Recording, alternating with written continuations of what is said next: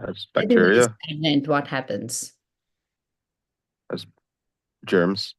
There's germs, there is, yeah, all sorts of weeds, fungi, algae, all that develop there starts becoming stinky, and it starts also, it's not pleasant, the flies and all. So it's not a healthy atmosphere when we are complacent. When water is still. Similarly, in our life too, when we are complacent with who we are, which is good, we have to take pride in our own selves. That is important. It's not like we think, oh, we are not worthy, we are useless. That's not what we want. That's not the mindset we're talking about. It's not a But healthy what atmosphere. we are talking about is trying to see that I can become a better version of myself.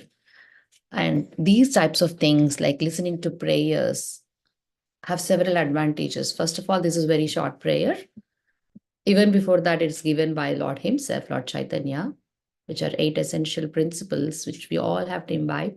Of course, this prayer is in Sanskrit and we might not know the meaning of it as of today, but it is a wonderful, great blessing prayer for me.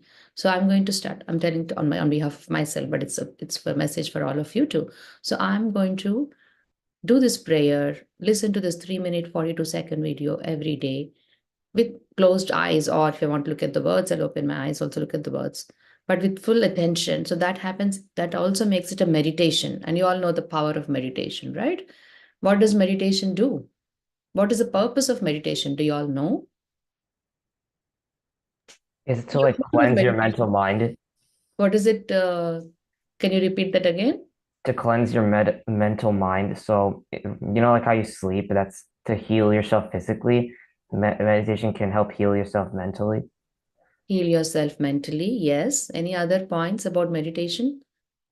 To give your full focus on Krishna. Helps us focus on Krishna, at the same time also focus on the activities that we do daily, isn't it? Most of the times when we want to sit down and study, then we are not able to focus, isn't it? Our mind gets distracted, our mind thinks about so many other things other than what's on hand. And for that we need a focused mind, and focused mind doesn't happen without practice. Just like if you all have, I mean, how many of you already know driving a car? High school students have Vedang and Vishnu here. Do you all know how to drive car now? And were you just able to sit in the car seat one day and say, "Oh, I know how to drive the car," and you just went like that? Or it took some practice, isn't it? Not some practice, lot of practice, careful practice. So you first sat in the car, you took all the basic fundamental things that you have to do, like putting on the seat belt, making sure the rear view and the side view mirrors are all checked properly, understanding where is the accelerator, where is the brake, understanding which is the thing to turn on the gear, all those things, fundamental things you learn, and then slowly you start going, and with practice, constant practice, several constant practices, several times doing that, what happens, one day you are able to go to the driving license test, isn't it? Similarly, for us to get a focused mind also we have to practice it. And meditation is one powerful way of um, helping our mind focus. And meditating on prayers like this is actually the ultimate way of meditation. There are different levels of meditation, right? Just like if you go to a store, you want to buy a product, there are different levels of the product, from the lowest cost and the highest, most quality and perfect, more priced, perfect price, not perfect value product there, right? So you choose the best one, isn't it? Similarly, in the meditative processes too, we have to choose the best one, which is meditating on the prayers of the Lord. So prayers can be of two types. I want you all to note it down. Or our recitations or our meditative songs can be of two types. One is prayers that are glorifying the Lord, like there are all these bhajans that we sing, right? Like Jaya Radha Madhava, or the bhajan that Chaitanya sang to Raghupati Raghava Rajaram. So there we are trying to glorify the Lord, where we are saying, "Oh Lord, you're so great. You have this form, you have this beautiful form, you have this beautiful qualities, you perform this beautiful pastimes, you have that beautiful name." So all these are glories of the Lord, prayers which are sung glorifying the Lord. Those prayers are very important, because when we glorify Lord, what happens? We purify our senses. So glorification results in purification. Now again, glorification of whom? Glorification of the Lord, not glorification of myself. So glorification of the Lord results in purification of my senses. So those are one set of prayers. I'm trying to explain to you all what prayers can constitute, what are the different type of prayers we can have. And the second set of prayers or second set of Sanskrit shlokas that we have in our wealthy scriptures is a prayers or a Sanskrit shlokas that are given by the Lord himself, which are called instructions of the Lord. So one set of Sanskrit verses which are glorifying the Lord, the other set of Sanskrit verses which are instructions of the Lord. Instructions, instructional prayers, which instructional shlokas like the Bhagavad Gita is completely a set of instructions, dialogue, a set of verses spoken in Sanskrit by Lord Krishna, majority of them, except here and there few verses where Arjuna is asking questions. And Sanjaya, the narrator, is also speaking once and twice. And then at the beginning of the Bhagavad Gita, which is compiled by Vyasadeva, the Bhagavad Gita begins with Dhritarashtra asking a question. That's all. But majority of the verses are spoken by Lord Krishna, and those verses are instructions to Arjuna. What does it mean? If they're instructions to Arjuna, what does it mean to us? They are probably like instructions to us on how maybe we should live life. Yes, there's no maybe. It is Right. yes. It is for us, instructions for us, and how all of us to live our life. So one set of Sanskrit verses are glorifying the Lord. Glorification of the Lord can happen on his name, form, qualities, and pastimes. You should write that. Glorification of Lord can be glorifying the Lord through his various names, through his activities, through his pastimes. Activities and pastimes come same. His qualities and his beauty. Nama is name. Rupa means beauty or form. Guna means qualities. Leela means pastime. So these are the prayers. They're different. Any prayer, any bhajan you take, which is glorifying the Lord, should be one of these categories. It's talking about his form, it's talking about his pastimes, it's talking about his beauty, or it's talking on his names, glorifying his name. There cannot be any other prayer outside of these four varieties of prayers for the Lord. Take any prayer, ask your parents. Then you can just, by asking the meaning of the prayer, you can, oh, this prayer is talking about the beauty of the Lord.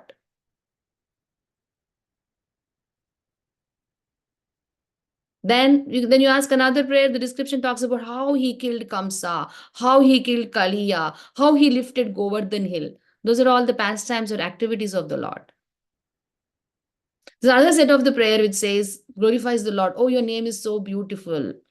You have such wonderful names. The other set of prayers are talking about his form. You have lotus-shaped eyes, you have lotus-shaped navel, you have blue complexion, you have a three-bent form, you have lotus feet, lotus-shaped feet. You wear these type of ornaments, and those ornaments are getting beautified by your beauty. This is all about the form of the Lord. Damodarashtakam, if we read, the author of Damodarashtakam, he actually describes the various ornaments Krishna is wearing and how those ornaments are getting beautified by Krishna. Generally, when we wear clothes, when we wear some accessories on our body, those enhance our beauty, our looks, isn't it? But for Krishna, it's the other way. When Krishna wears an ornament or something, when Mother Yashoda decorates him with some ornaments or with a peacock feather or some pearls, those get enhanced by Krishna's beauty. As it is, though, they were not as beautiful, but when they come and land on Krishna's body, on Krishna's hair, they get enhanced. They look more beautiful, more captivating. Now, why did we come to discuss all these things? Today's prayer that I'm emphasizing that we all should spend time reading every day or listening every day is called Sikshashtakam, which falls under the instructions of the Lord. These are Sikshashtakam, say 8 set of verses, which are instructions of the Lord, not the glorification prayer. It's instructive prayer.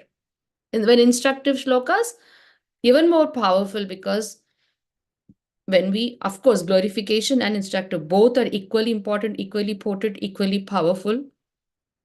We shouldn't think that instructive prayers are less important. So in instructive prayers, when we recite them every day on a meditative mood, then that is the best way of trying to help our mind focus. It helps, it cleanses our mind, and it then purifies our senses, and then it enhances our power to focus with daily practice. It's not like you do one day and you're done with it. It's a daily practice. Okay. Okay, now we'll continue with the prayer. Who did not read, please go take the fourth one quickly. न धनं न जनं न सुन्दरीं प्रवितां वा जगदीश कामये मम जन्मनि जन्मनीश्वरे भवताद् भक्तिरहात्युति त्वयि. Very nice. Next one, quick. आई नन्द तनुज किङ्करं पतितं मम विस्मये पवं बुधा कृपया तव पदपङ्कज स्थितधूलि सद्स्रं विचिन्तये Vichintaya. Yes, nice. Next one. Somebody who already did can pick it up now. Nayanam galad asrudaraya daraya vadanam gadgada ruddaya gira pulakir nichitam vapudgada tavanama grahane bhavishyati. Thank you. Next one. Yugayitam nimishena chakshusha pravashayitam sunyayitam jagat sarvam govinda virahe name. आश्लिष्य वा पादरतां पिनष्टु माम् अदर्शनां मर्महतां करोतु वा यथा तथा वा विदधातु लम्पटो मत्प्राणनाथस्तु स एव नापरः प्रभुराशिक्षाष्टकश्लोका ये पडे शुने कृष्णे प्रेमा भक्ति तारा बाणे दिने दिने हरे Krishna Krishna Krishna Hare Hare Hare Rama Ram Rama Hare Hare. Hare Krishna. Thank you all, everyone. Let's take a challenge.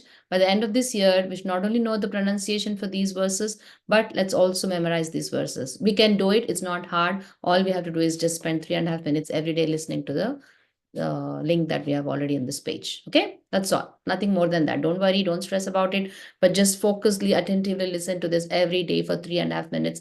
Trust me. And at the end of the year, you will tell Mataji, this is magic. It worked. And yes, we know the prayer. All you have to do is just give your 3.5 minutes every day. Okay? All right. If you want me to send reminders every day, I can send it, but I don't think I should because you all know ways of reminding yourselves through your gadgets that you have at home. Yes or no? All of you. You can have reminders on your watch, smartwatch, smartphones, on your laptops, on your other devices, and practice every day. Okay? All right. Now let's move on to today's verse. Last week's verse was, what is the verse number? Does anybody remember? Does anybody even look at the words? I know there's only Chaitana and Vedang here from last class. All the others were absent. Another thing I want to request you all, this is an online class. Anywhere you are in the world, you can attend. For example, Aviral is right now on a hike. You can see him. But still, he is able to attend this class because he wants to attend this class. So it's only our want that makes us come to this class or does not make us come to this class. Nothing can stop. You all are no more kids. You're a middle schooler and high schoolers. So you have the power to make the right choice. And anywhere in the world, you can make this 1 hour and join this class. Do not let your exams, do not let your vacations, do not let your family visits or other families coming over be a reason to miss this class. Even if you have family coming over 1 hour, you can make time for this. In fact, if you have kids of your age, you can bring them to this class. If you're going somewhere to visit other families out of town, go find a space somewhere, sit and listen, attend this class. That way, when we attend continuously, we will be able to understand the things and we'll gain interest. If we are not continuously attending or having proper attendance to classes, we lose interest. That's a simple formula. If you are not consistent, you will lose interest. If you're consistent, you will gain interest. These are all simple formulas which are applicable to anything, not only to Bhagavad Gita class, even your school studies. You do consistently your work every day at home regarding the hardest subject that you have, the hardest AP, subject that you are learning. Do consistently. I'm going to focus on this every day for 15 minutes and see how magically you will be enthusiastic about the subject, because the more you spend on that, the more understanding you will get, and the more understanding you get, the more you will relate to what you're learning, and you will enjoy the whole process. Right? Don't study for grades, study for the sake of learning the subject. Similarly, don't study for just for the heck of learning Bhagavad Gita verses in this class. Try to enjoy these verses. Okay? With that said, let's move on to the verses. If you scroll down to the left, no, scroll up, close the Vaishnava Bhajans and go to Bhagavad Gita recitation. Yeah, and then open chapter 7. And then we did chapter 7, verse 8, isn't it? Come down all the way. This year, for those who joined for the first time this year, we are not doing whole chapter. We didn't allocate a chapter to make it easy for all of us. We handpicked few verses. We created them and made a set of 25 verses and gave the title of this set of verses as Krishna, the source of all. In these verses, Krishna is explaining to Arjuna how he is the cause of all causes. Everything that happens in our life, everything that we experience, everything that we see has a cause, and Krishna is the cause of all those causes. And how we can tangibly feel Krishna as the cause of all causes is been explained in the set of 25 verses, which we have carefully handpicked the verses from Bhagavad Gita, various chapters, predominantly from chapter 7, which is called the Absolute Knowledge of the Absolute, and chapter 10, the Opulences of the Absolute, titled by Srila Prabhupada. So from these two chapters, we handpicked the verses and compiled them into one set of verses, the PDF of which is the document link is shared in the WhatsApp description. But we're very soon going to release a book with these verses and nice illustrations and nice activities at the end of the verse, which we will have ready probably in the next 4 to 5 weeks. Until then, let's go by the document that's shared in the WhatsApp group description. For class reference, we're going to look through this verse. How many of you even attempted to practice this verse? Yes, Chetna, you want to tell us the verse without seeing? Oh, that's amazing. Close your eyes. रसोऽहमप्सु कौन्तेय प्रभास्मि शशिसूर्ययोः प्रणवः सर्ववेदेषु शब्दः के पौरुषं नृषु. Excellent, amazing, very nice. Did you know this verse from before only, or you learned it like this whole week? I learned it this week. Awesome. Can you tell us how you learned? What is it? What are the tips on how you learned the verse so well? I kind of just I did it on Friday, like last Friday. Not last Friday. Yeah, like last Monday, like Monday night, I think. Like I kind of like opened it and I would just like practice it over and over. And then if I like didn't memorize like a line, I would like practice it. Very nice. So you started since 1 week. The day after the class, you started, right? Yeah. Amazing. Good job. Thank you. Yes, Aviral, please go ahead. Close your eyes and tell us the verse. You have to stop now. You can't walk while you close your eyes. For a minute, you have to stop. I can't hear you. You're on mute. You're on mute. Rasohamapsu Kaunteya. Wait. Rasohamapsu Kaunteya Prabhasmi Shashisuryayoho Pranava Sarvavedeshu Shabda Ke Paurusham Nishu. Awesome. Good job. Very nice. How did you practice, Aviral? I just like repeated it to myself, and wherever I had trouble learning it, I just like learned it more and I repeated it to myself more. How many of you are feeling that the YouTube shorts that I made for these verses are helpful? Are you all using those or no? Because that you can just play on repeat, right? It just plays 30 seconds short. For those who need it, please use that. It's already shared in the WhatsApp group. Okay. All right. Good job. You can lower your hand now, Aviral. So Vedang, did you try beta learning? No. Okay. You want to try from this week, from today after the class?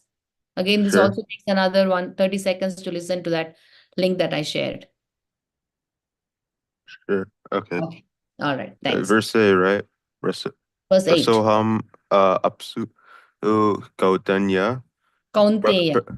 Kaunteya Hasame Prabhasmi. Okay, repeat after me. Prabhasmi Shashi Surya Yoho. Prabhasmi Sasi Surya Yoho Pranava Pranava Sarva Vedeshu. Pranava Sarva Vedeshu Shabdah ke paurusham rishu. Sapta Ke Paurusham Nishu. Awesome. Good job. So you have to just practice it over and over and you will get it. You want to repeat, Vishnu? You want to read it by yourself, Vishnu? Yeah, sure. Rasoham apsukanteya prabha shashi suryayoho pranava sarva vedeshu sabdake paurusham nishu. Good job. Bye. Prajeet?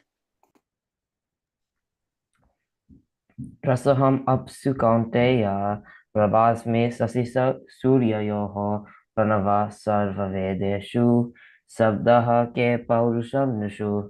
Awesome. Good job. So the translation will go in deeper now. Last week we couldn't talk much. So here again, Krishna is speaking and he's talking to Kaunteya. Who is Kaunteya? Son of Queen Kunti. And who is Arjuna? Right? So, oh son of, I told you all about how Krishna is trying to remind Arjuna as the son of Mother Kunti so that he feels more enthused, because right now Arjuna is in the war field and he's saying he doesn't want to fight. He feels like if I fight, I will be killing so many people, and all this I'm doing to gain a position on the throne. Is it really necessary for me to fight and kill so many people in the war to gain that position? It's not. So uh, that's why he's saying, I will not fight.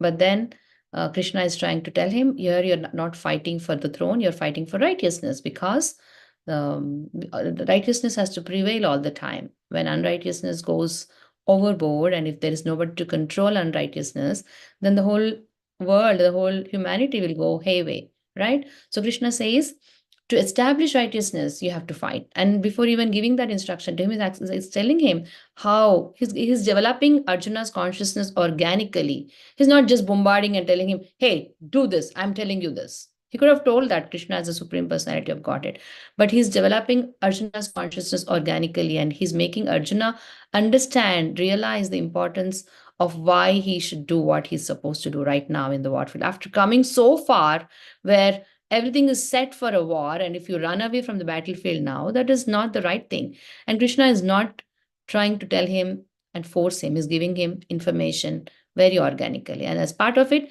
in between the verses, sometimes he reminds him how he's the son of Mother Kunti. Mother Kunti is a very, very austere and very chaste and very strong, hardworking mother who took care of all her sons despite the so many calamities she had in her life.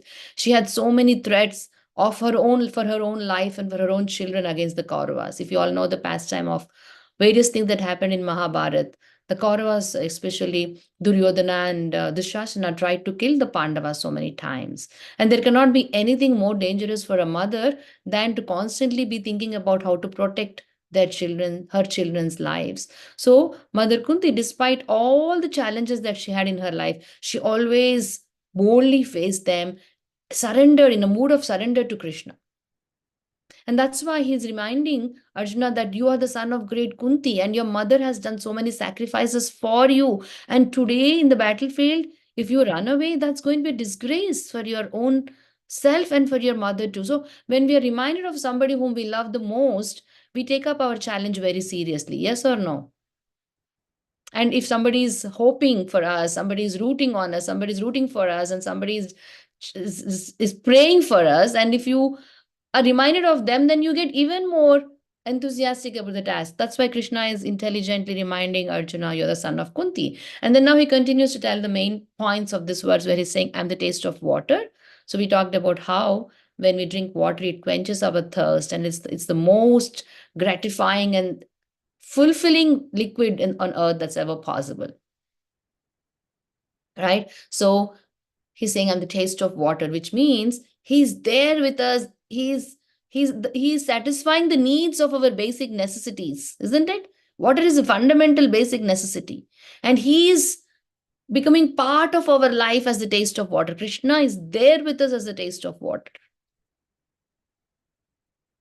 It should remind us of how whenever we drink a sip of water, either we want to just drink a juice, a sweet, a fruit juice or whatever, right? Whenever we drink that, Or when we're very thirsty and we want to drink water, or when we ate something very spicy and we want to drink water. All those times, whatever purpose we are drinking that water is being satisfied by the taste of that liquid, and that comes from Krishna.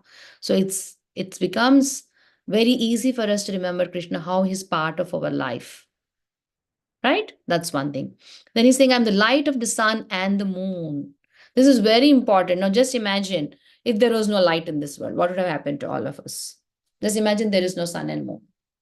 What would be our status? We wouldn't be living. Why? Why? How are you? I mean, at nights we are living, right? At nighttime there is no sun and No, there is because no. like if there's no sun, then there's no plants. Plants cannot grow, so we cannot survive without any food. There you go. He hit the nail on the head.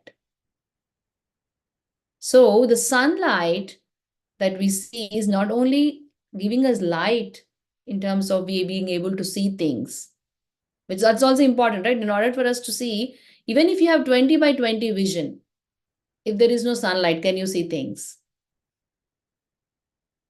We cannot. If there's no moonlight, can you see things?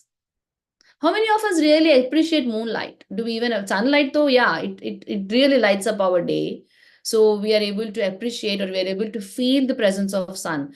But moonlight, who appreciates or even experiences, because by the time it's dark, we turn on our lights at home and we think, oh, so what? Right?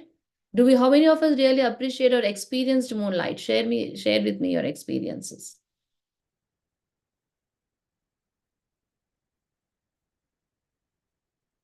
Have you all ever seen a full moon? What do you get? What feelings do you get when you see a full moon? Chetna, where are you? I don't see you.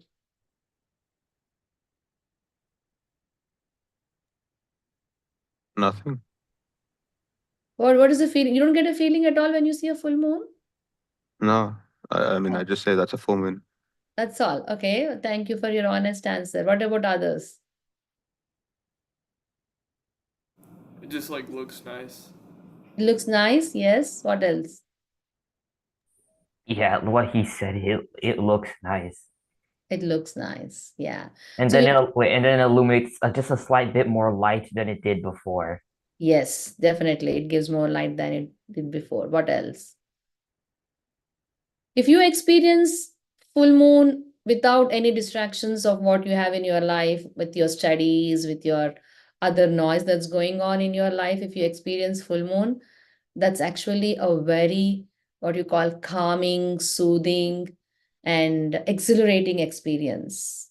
And it's in fact moments like those that you have to experience to make your physical and your mental well-being for your physical. And so those are natural things that will actually help us connect with the divine, right? So when you go on you all have to make some time to go just on at least when the weather is good. I mean, when it gets much colder with fall approaching and winter starting, you might not step out of the house for a walk, but you all should step out, keep your gadgets at home, just step out of your homes.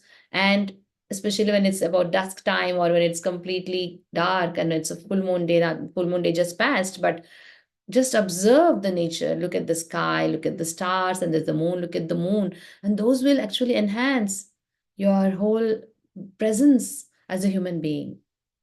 And besides giving this feeling of a blissfulness, full moon or moonlight is actually indirectly serving us. And the scientific knowledge, scientific way of explaining this is, moonlight actually nourishes the vegetables that we consume. The juice in the vegetables is coming from moonlight. Did you all know this? See, vegetable, when you cut, it has some juice in it, right? Some liquid in it. If not, it's a dry. If there is no liquid, it will be a dry vegetable. It's not at all nourishing for us. But all the juice in the vegetables come from moonlight. All the juice in the fruit comes from moonlight. Doesn't it come from the water? It does, but it's a combination of all those things. It's a combination of the water that we give to the earth, and then moonlight gives the nourishment and the juice. It retains the juice and makes it that juice which is really healthy for us. Okay. So that's important about moonlight. And what is Krishna saying? I am the moon.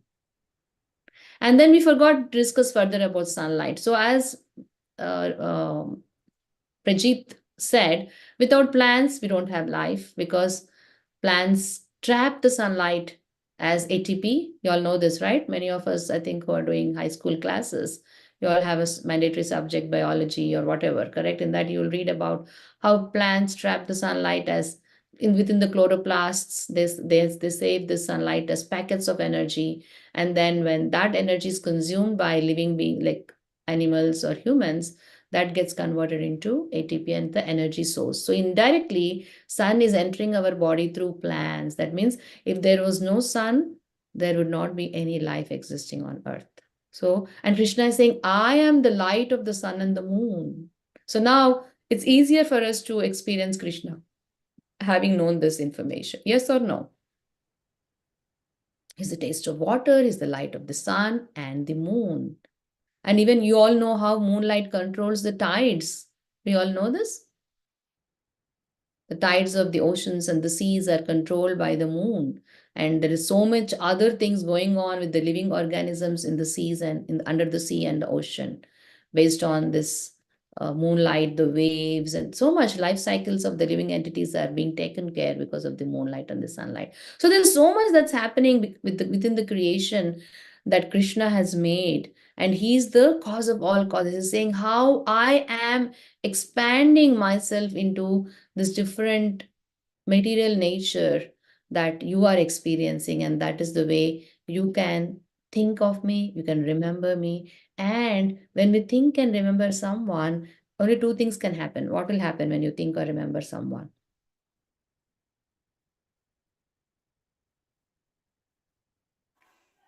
You'll like think of your relationship with them. Yeah, we'll think of the relationship with them, yes. And finally, what is the outcome? When you think of someone, let's say your mother, your father, your friend, your enemy. What is that you're getting? What is that you're, when you think of somebody, you're either thankful or hateful, isn't it? You have some, you have some resultant experience with that person, isn't it? So it's the experience that matters. That's why it's always said that when you meet a person, the memories that that person take is the experience he had with you, not how well you're dressed, not how well you spoke, not how well, but ultimately how what you made him feel or her feel. Yes or no? That is the memory you carry with you, or you give that person to carry with him or her. Similarly, when Krishna is explaining to us about how he is the cause of all causes, the when we remember him and when we think of him, the first thought that comes to us is about how thankful I am to you, Krishna. Without this system in place, without this, if there was no water, just imagine if there was no water created, or if there is no water currently, suppose for some reason the water gets shut down, the supply gets shut down because of some plumbing issue, then we'll be miserable if you're not able to wash ourselves, if you're not able to drink water. And Krishna is saying, I am water, I'm the taste of water. So I'm so thankful to you, Krishna. You have facilitated so many things for me. You're the light and you're your sunlight and the moonlight. So I'm thankful to you, Krishna. So all these verses are making us more thankful, more grateful for all the little things which we never care, which we think, oh, this is granted. I am granted for sunlight. I deserve all the sunlight. I deserve all the moonlight. I deserve all the water. All these things which we are abundantly blessed, we think is something which is very casual and common. But Krishna is making it happen for us. What do you all think? Do you all think I make sense, or do you all think, no, what's the big deal? It's just happening. So why are we so much emphasizing this? What do you all think? Yeah, I think we take a lot for granted for sure. Like we don't think about how other stuff affects us. We only think about the big things. Yeah. What about others? Can others also share their thoughts? Yeah, we don't like appreciate everything that Krishna gives us.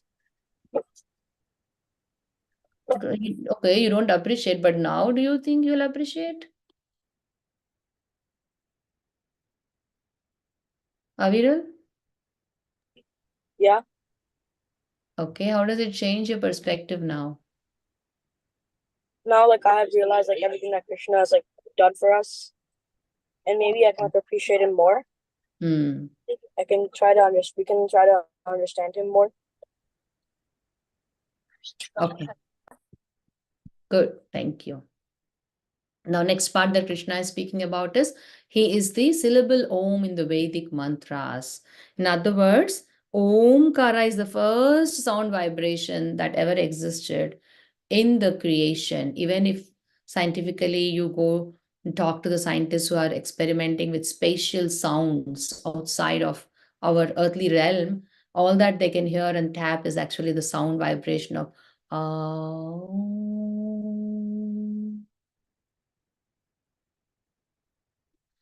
that's the sound vibration. And who's the cause of that sound? That is the origin of all the sound that we hear in this world. Whatever sound or noise or whatever, of course, we have made it noise and we have made it a pollution type of thing. But this sacred sound vibration, cause of the sound vibration is Lord Sri Krishna. He's saying, I'm the syllable Om in the Vedic mantras, meaning he's the syllable, meaning that's a fundamental sound vibration, from which all other sound vibrations emanate or come out. And he's saying, I am the fundamental sound vibration, Omkara, which means it's very important that what we hear and what we speak, only these two things, right? What we speak also produces sound. What we hear is what sound is produced. Correct? Most of the times we have control on what we hear and what we speak, isn't it? Yes or no? Not most of the times. Every time we can make a choice of what we hear and what we speak. Of course, we don't make the choice, but do you all believe that we have control of those two things? Yes or no? How many of you think there's control of what we hear and what we speak? Vedang, what do you think? We have control over what we speak, and in a way, we have control over what we hear. Awesome. I wanted to hear that. Not all times there's control of everything that we hear. Yes? Yeah. All time there's control of what we speak. We can control what we speak all the times. But not all times we can control of what we hear, isn't it? Yeah. But there are majority of times where we can control what we hear too. We are on social media constantly. We are on association of friends constantly. We are association of activities that we are doing. We're all through social media, through association of friends, through activities that we do, we're constantly exposed to so many types of sound vibrations, right? And if we believe or if we remember the point that Krishna is the essence of all sound vibrations, then we will consciously choose only divine or at least in the mode of goodness vibrations, either when we speak or when we hear. See, when we listen to instructions of Krishna in Bhagavad Gita, it also guides us to make right choices. Krishna is inspiring us to make right choices by saying, I am the supreme person and I am I'm emanating or I am expanding into so many other things. And if you remember me in all these things, then there is a chance for you to make right choices. Even Krishna is saying, I'm the taste of water. There are so many drinks that are not supposed to be drunk, isn't it? You all know. Then you cannot say, oh, Krishna said I'm the taste of water, so I can take this drink because Krishna could be the taste of this too. Of course, Krishna is the taste of that too. As long as we're remembering Krishna, the chance of we making wrong things is, first of all, very less. So just like how we have to consciously make the choice of listening and speaking the right things because Krishna is the source of the sound. Similarly, any other choice when he says I'm the taste of water, I'm the light of sun and moon, because in sunlight and moonlight, we can actually do so many things wrong, isn't it? Because whatever activities we are doing, even in the room, I'm sitting all by myself. Nobody's there to watch and even know what I'm doing. But there is this light. Somebody might say, oh, I'm doing it at night time in my room with my light turned on.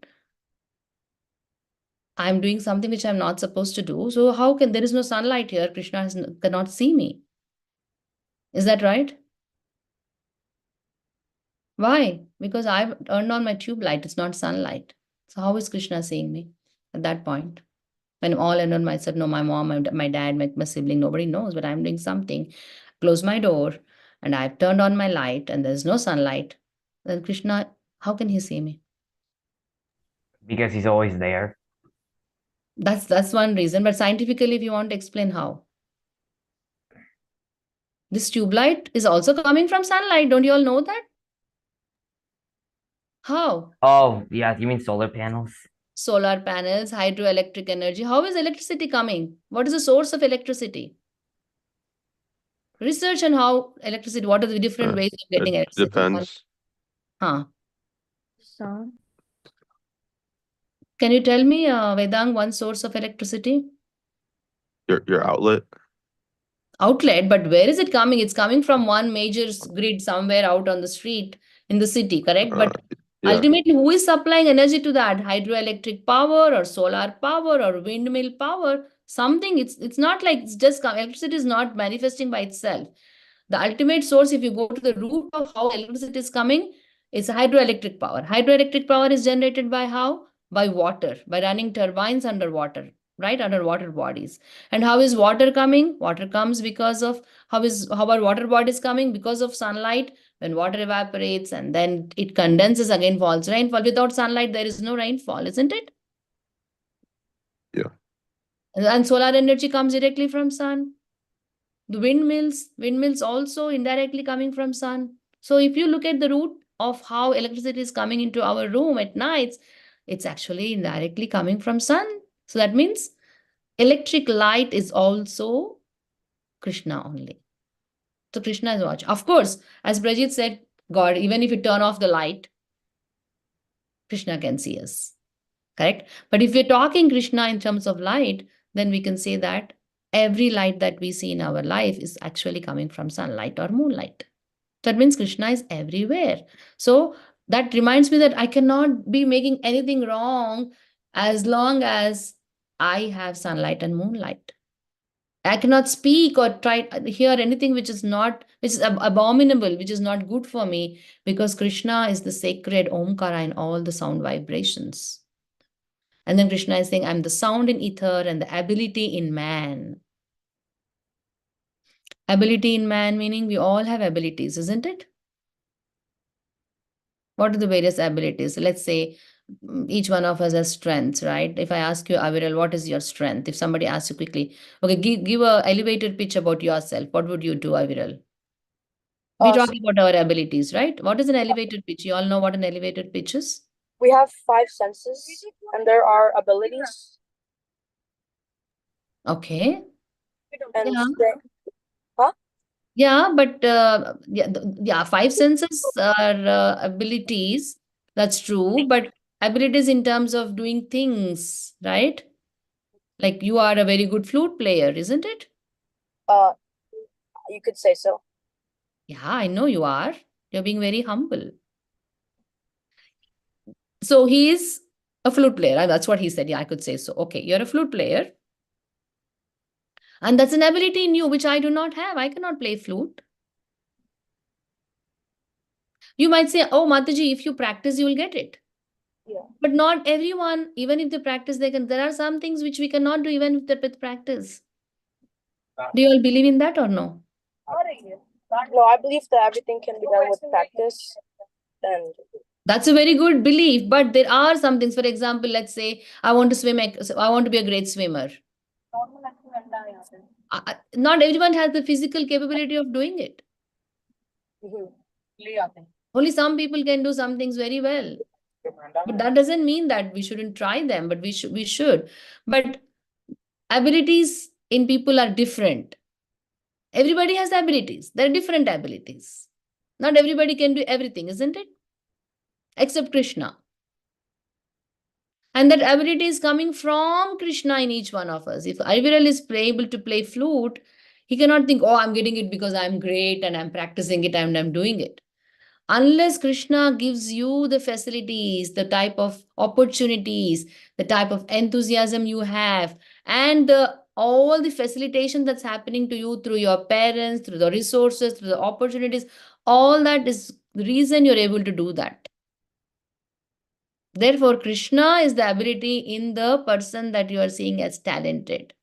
Of course, that person doesn't have to feel like, oh, I'm not doing anything, it's only Krishna. No.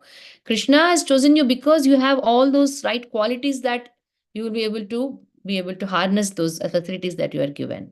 What is your strength, Prajit? And I can play the piano. You can play a piano, yes. And of course, we each one have many more. It's not like we only have one or we're limiting ourselves or boxing ourselves to only one of those qualities. And there might not be an ability that we can speak, but in the way we do our activities, right? Some people might be very disciplined in doing their activities. Some people have the good habit of doing everything on time. Those are not, you cannot tell that as a, like, just like you play piano or flute, or you cannot say, oh, I'm good. You might not think to tell about, I'm good at time management, but those are also abilities, right? I'm good at making good relationships with people. I'm good at making people feel good when I talk to them. Those are also abilities. Not everybody has those abilities.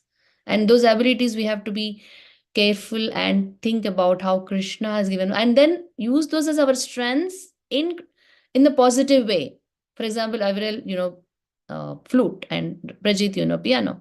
Use it in a positive way, how you can inspire, how you can use it in Krishna consciousness, in a mode of goodness. Ved, what do you say your ability is? Sorry, Vishnu, I'm so sorry. Um, I can present myself to people, and I'm good at being a leader. Very good. Amazing to hear that. Awesome. Now you know how you can positively use that, correct? Vedang? Yeah. And I know you did good violin too. You're a Wait, violinist what? too. Yes. No, I Vedang. don't play the violin. No, I'm talking about Vishnu. Vishnu plays violin too. But I'm reminded of that because we talked about instruments, but there are many other things each one can do. Don't limit yourself to what you just spoke, but there are so many other things. You all are wonderful children. You have very extraordinary capabilities. I know that. Yes, Vedang, you tell us about yourself. I don't really know. I know you're very good at trying to understand the subject and ask good questions, relevant questions. That's your ability. Not Yeah. everyone does that. I've seen so many students in the class so far, but you're the one who asks questions very promptly because you're attentive. Unless you're attentive, you cannot ask questions, right? And also, asking questions is a sign of intelligence. Srila Prabhupada used to always praise anybody who asks questions in the class. He would say, unless you ask questions, how can you move forward with understanding the subject? And only those who are listening attentively will ask questions. And sometimes those who are listening attentively but who are shy will not ask questions. But a person who's asking questions means he is listening attentively, he's trying to overcome his shyness, and is also benefiting others who are not asking questions because they're shy. Because the answer is going to be answered to everyone. That's your strength, Vedang. So keep asking. Yeah. And I'm sure you have many more strengths, which you're being humble or you're not able to think right now. But I'm sure you're blessed with so many abilities. But we all should be thankful to Krishna for all the abilities we have. It's not like, oh, I'm good at it, so I'm great, I'm proud. No. Yes, we should take pride in what we are and what we do. But at the same time, we should have that mood of gratitude, attitude of gratitude every time. It should be like that string. If there is a necklace or a beads that you see, that they're all strung together by a string that we cannot see, isn't it? A thread inside the beads. For example, I'm Yeah. having these beads here. If you see this necklace only and think that this necklace is hanging by itself, that's false. There is a string that's putting all the beads together. Similarly, in whatever we do, we should have a string of humility, invisible humility. All the activities we do, all the good things all the abilities we have, yes, they form that who we are. But beneath those abilities, we should have the attitude of gratitude and humility, which will actually enhance our functioning even more well. Okay, now moving on to Chetna. I do swim. You do swimming. Yes, I know you go for swimming. And that ability is again coming because you are continuing the swim classes because you have that ability to improve on swimming, correct? And then you You should not think it's your own greatness that you're doing swimming. It's because of your parents' persistence to come and drop you every week, every day for the class, despite their busy schedule. Krishna inspiring your parents to take you and then giving that money, giving that center, the swim center which is there. All these are together put in place for you to become that able person to swim. Without any of this, without your parents showing interest, without your parents having that money, without that swim center being wherever it is, you would not be able to swim, isn't it? So we should always think that, yes, I'm able to do, and I am, that ability in me is being facilitated by Krishna. So I am very thankful. So this is the essence of today's verse. So all those who did not memorize, please memorize. Those who memorize, continue practicing 7.8. We'll continue next Sunday. Next Sunday is actually fall break over here. However, I want to do the class because it's an online class. We already started classes very late. We were supposed to start in August, but we started in September because of annual day. So I want to make up for those classes. So please, from wherever you are, I know you might be traveling or whatever, but please, wherever you are, please join the class and we'll do 7.9 next week. Is that doable? All right. Thank you all so much for joining. Have a Krishna conscious, 7.8 conscious, 7.8 verse conscious, 6 Ashtakam prayers conscious week, the next whole week, every day, 3.5 minutes plus 30 minutes, 4 minutes every day. I request you all, please put a reminder and do that meditation of listening to the 7.8 verse and 4 point and the 6 Ashtakam prayers. Is that doable? Show me a thumbs up if you all can do it. Thank you all so much. We'll see you all next Sunday, same place, same time. Hare Krishna, Krishna Krishna, Hare Hare, Hare Rama, Rama Rama, Hare Hare. Hare Krishna, Krishna Krishna Krishna, Hare Hare, Hare Rama, Rama Rama, Hare Hare. Hare Krishna, Krishna Krishna Krishna, Hare Hare, Hare Rama, Rama Rama, Hare Hare. Homework for all of you. Journal about what we discussed in today's class, about how Krishna is the taste of water, light of sun and moon, syllable in in Vedic mantras, sound in ether and ability of man, and write your experience for each one of them. How do you experience the taste of water? What do you think? From now onwards, what will you think? How do you experience light of the sun and moon? What do you think? And from now on, how will you experience? Like that, each one of them, journal them and share with me, either in the group or one-on-one. Okay? Thanks, everyone. Hare Krishna. Hare Krishna. Hare Krishna Mataji. Hare Krishna.